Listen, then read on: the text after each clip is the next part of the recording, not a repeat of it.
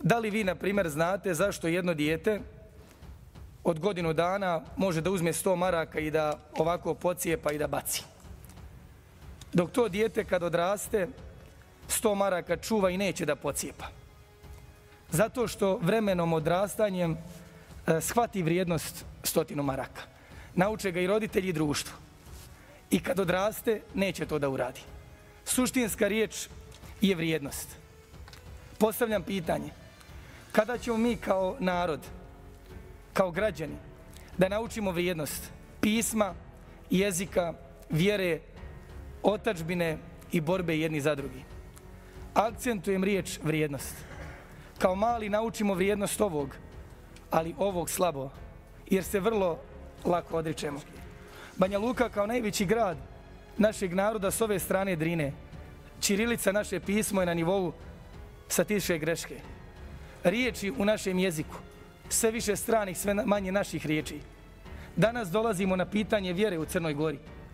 Ali pitanje vjere nije pitanje danas. I nije pitanje ove skupštine. I pitanje vjere u Crnoj Gori nije pitanje ove godine. Nego pitanje našeg stradanja unazad 10-20 godina u Crnoj Gori, unazad 50-100 godina na Kosovu i Metohiji, a postavit ćemo i pitanje ovdje u Republici Srpskoj.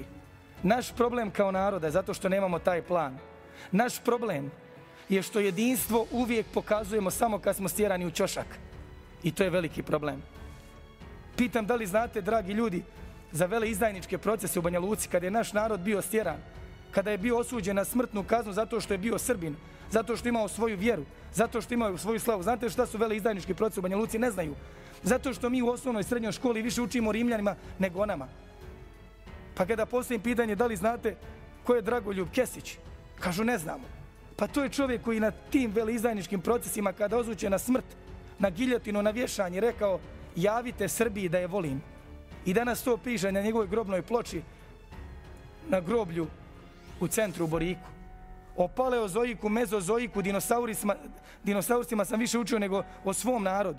Mora se to, dragi ljudi, mijenjati, ta svijest. Zato danas mlad čovjek možda i lako ode iz ove zemlje. Jer nije svjestan vrijednosti, a svjestan je, naučio je za 100 maraka, za 200 i tako dalje. Naravno, postoji vrijednost toga i treba zaraditi i preživjeti. Nema nacionalne politike ako nema ekonomske politike i preživljavanja. Ali sve to ste nam uništili. Moramo vratiti vrijednost pravim stvarima ovdje. Šta se uradilo na zaštiti našeg pisma, na našeg jezika i na nematerijalnim i materijalnim vrijednostima duhovnog nasljeđa našeg naroda? I kao što se u mnogim žitijama Nemanjića kaže, bolje izgubiti sve bitke i čak i neki komad teritorije nego slovo i riječ svog jezika i pisma i tako dalje. I ako to uspijemo da osvijestimo naš narod i vratimo vrijednost suštinskim stvarima, bit će nas ovdje više, Republika Srpska će opstati, svetinje će u Crnoj Gori biti naše i naši Kosovo, Metohije i Srbije, sve ono što stvarno iskonski pripada duhovnom nasljeđu, materijalnom i istorijskom nasljeđu našeg naroda. Neki tamo ljudi, neka tamo vlast, srpska vlast, je pustila branu i potopila Valjevsku Gračanicu. Da li neko smatra da je to prokletstvo, da stiže i danas na pitanju Kosova, Metohije i Crne Gore i Republike Srpske i svega? Da li je bio jedan predstavnik ovdje koji tamo trebao reći ne može to? I to se dozvolilo. Da se potopi jedna svetinja. I danas pitamo što nam se dešava u drugim svetinjama. A svoje smo svetinje sami potapali. Kad kažem sami, mislim vi. Kad kažem vi, mislim vlast i režim i u Srbiji i u Republici Srpskoj. I onda ćemo jednom za svakda stati u kraj. Da od našeg naroda nastaje više naroda, od našeg jezika više jezika i od našeg pisma više pisama.